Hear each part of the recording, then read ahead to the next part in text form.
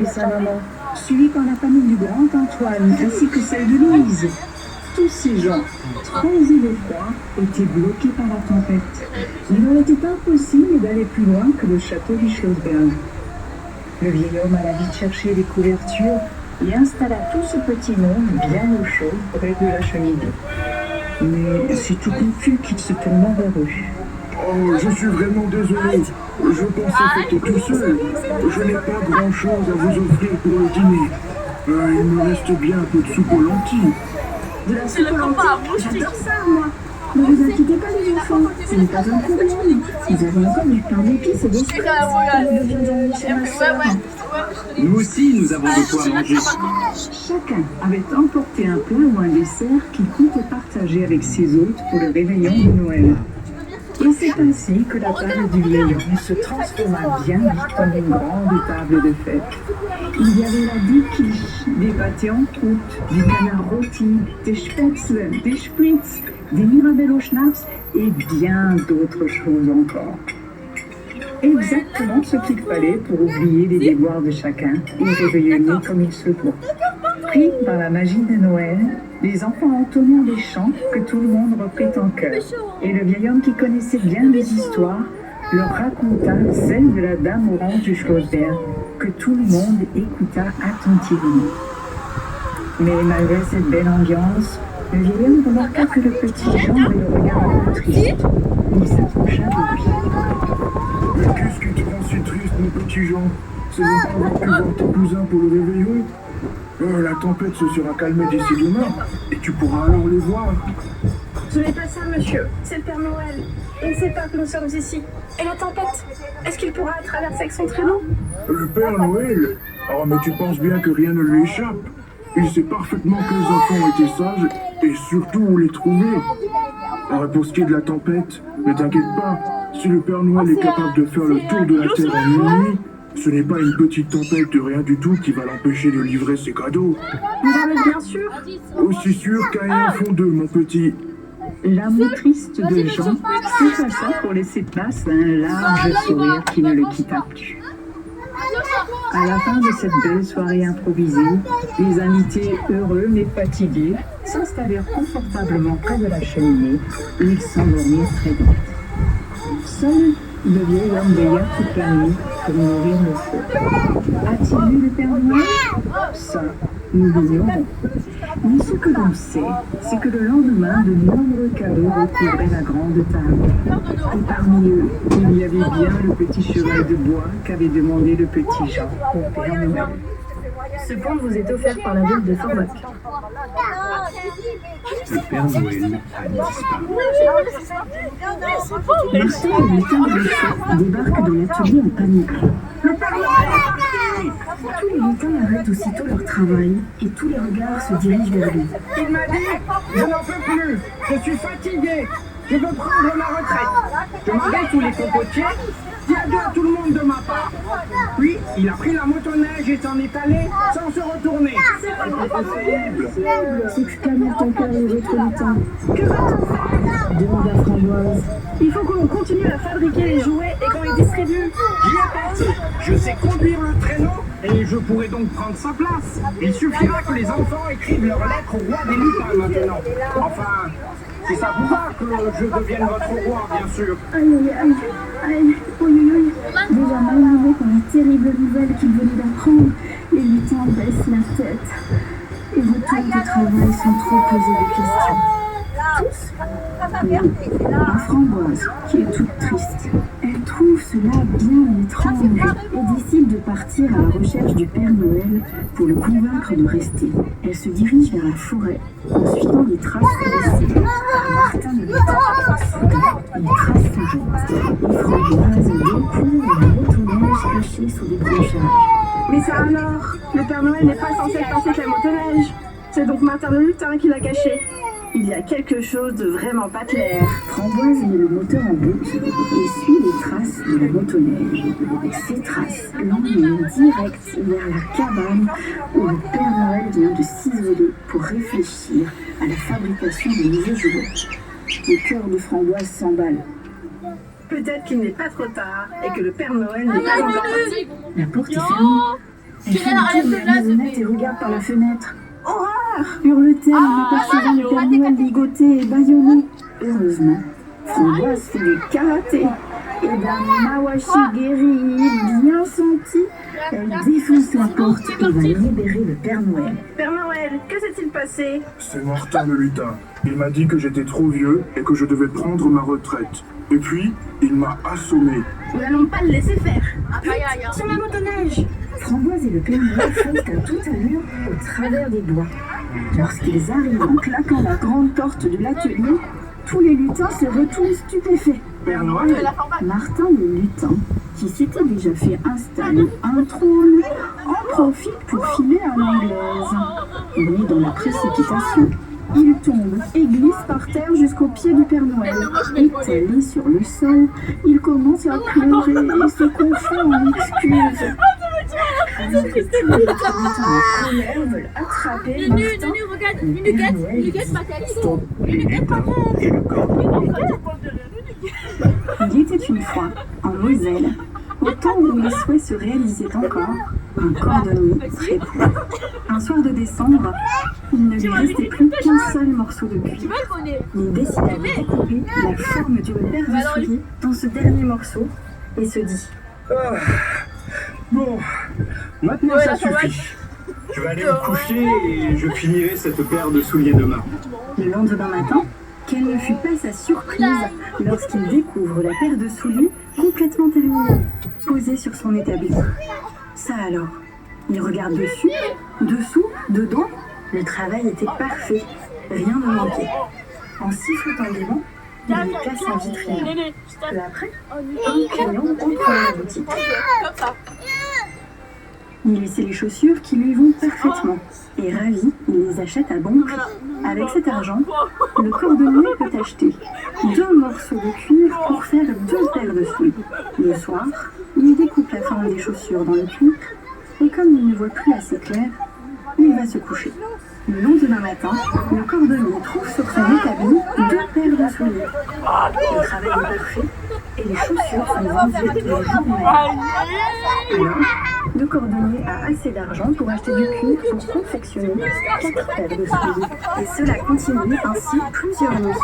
Les chaussures que le cordonnier prépare le soir sont terminées pendant la nuit, tant et si bien qu'avec toutes ces chaussures à vendre, le cordonnier n'est plus pauvre du tout.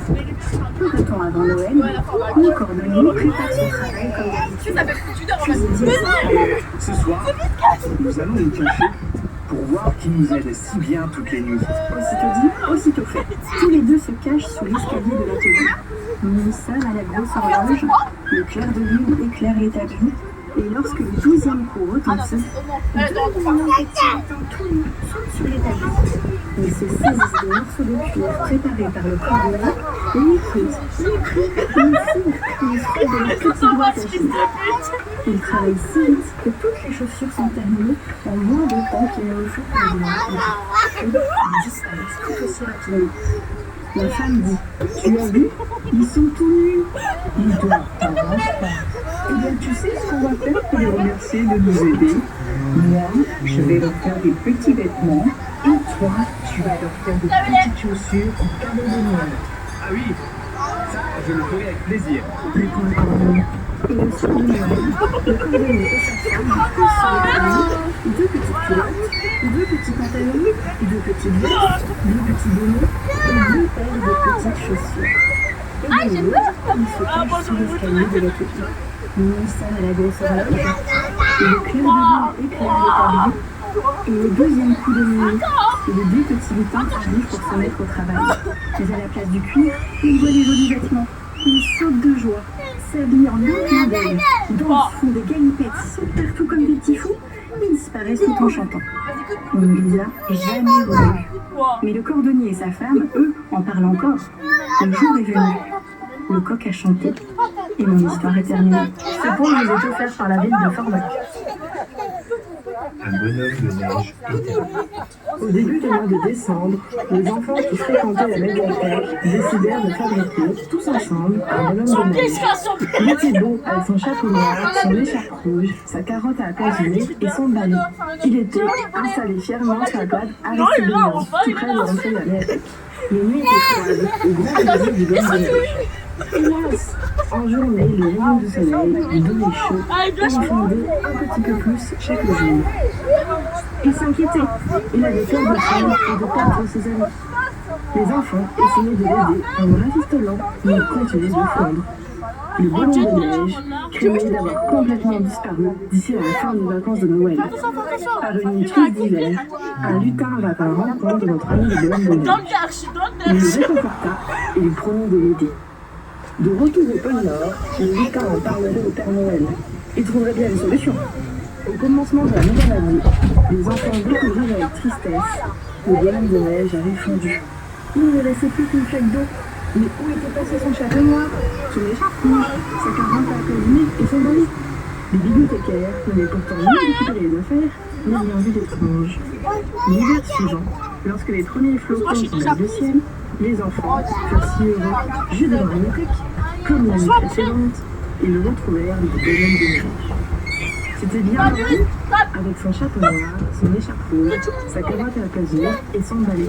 Le Père Noël, avec l'aide du lutin, avait emmené le bonhomme de neige au pôle Nord après avoir fini la distribution des jeux. Le bonhomme de neige avait passé l'année en compagnie des reines du Père Noël et avait pu reprendre des forces.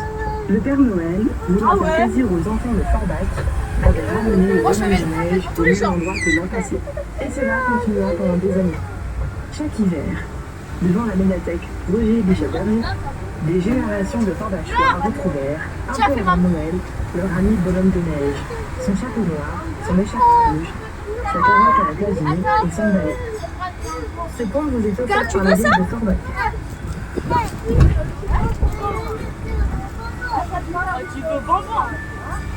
On vous souhaite un joyeux Noël, on vous souhaite un joyeux Noël, on vous souhaite un joyeux Noël, Noël à Forbach, du haut du Schlossberg, on peut voir la neige, recouvrir la ville de son manteau blanc. On vous souhaite un joyeux Noël, on vous souhaite un joyeux Noël, on vous souhaite un joyeux Noël, Noël à Forbach. Partout dans la ville se sont installés de bien jolis chalets pour boire et manger. On vous souhaite un joyeux Noël, on vous souhaite un joyeux Noël, on vous souhaite un joyeux Noël, Noël à Forbach. Le sentier des lanternes va vous émerveiller.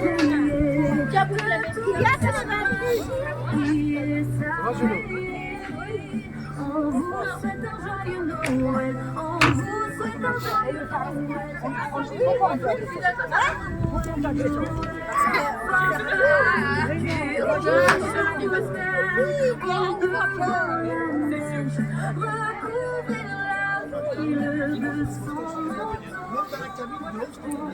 Je vais marcher moi normalement. On vous souhaite un joyeux Noël, on vous souhaite un joyeux Noël, Noël à Forbach. 30 Minuten.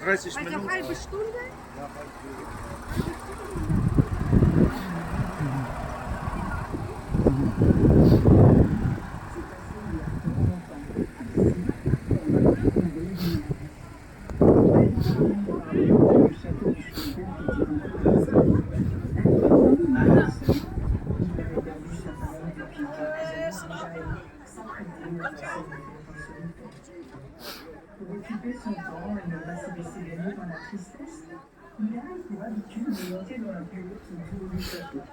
De là, il avait le plaisir de crier quand il passait.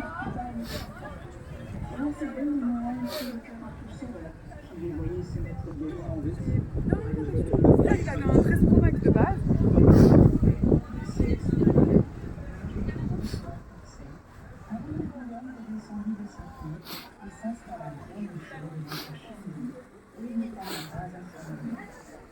Il fut tiré de ce sommeil, à debout, ou frapper à sa porte.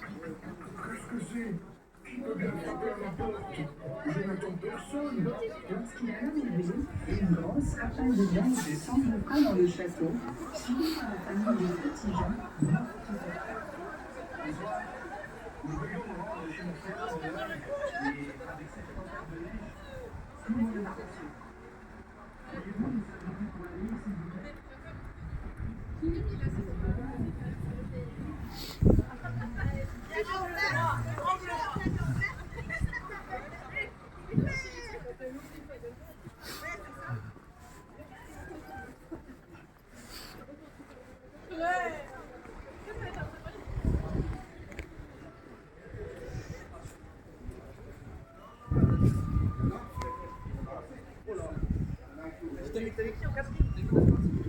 Ah ok, allez hop, moi aussi.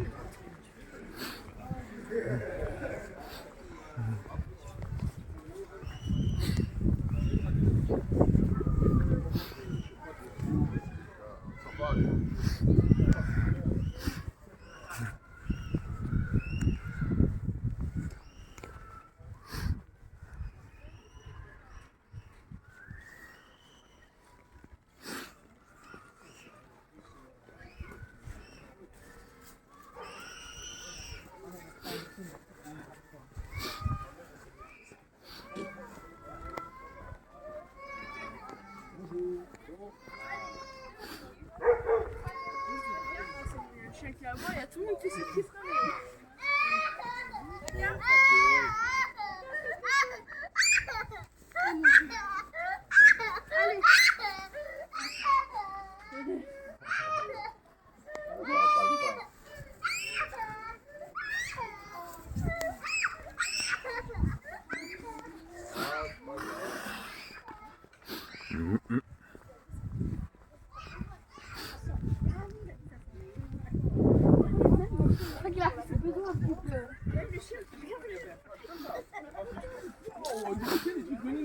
Tu dis, ouais, où j'étais hier, elle m'a même fait.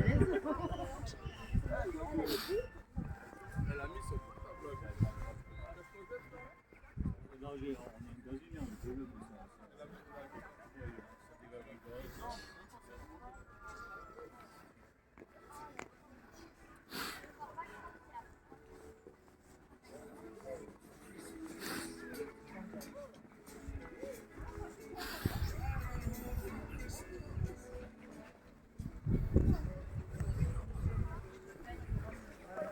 La dernière fois, c'était du 8.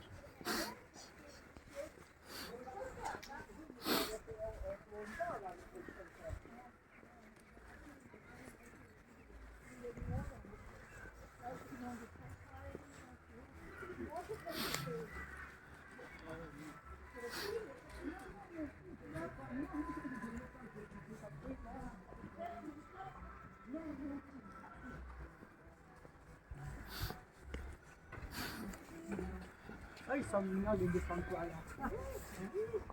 Regarde là. Ça c'est là. Ils sont acculés là. Là c'est une photo. Attention. Ça c'est joli là.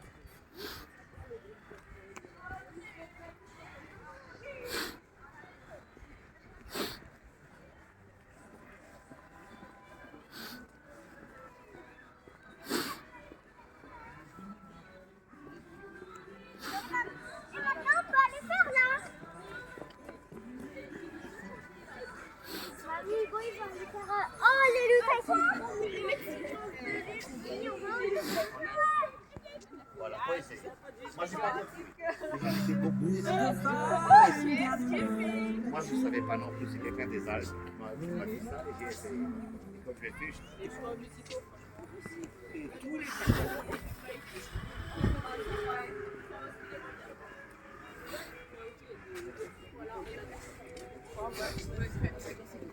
On sait en fait. parce qu'il y a toujours sa blanc qui oui, ça peut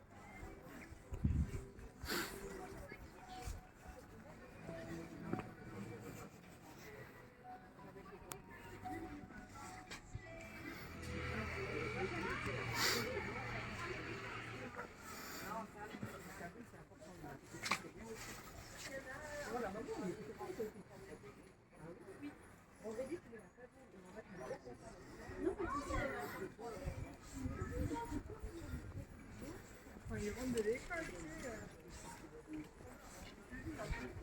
sais.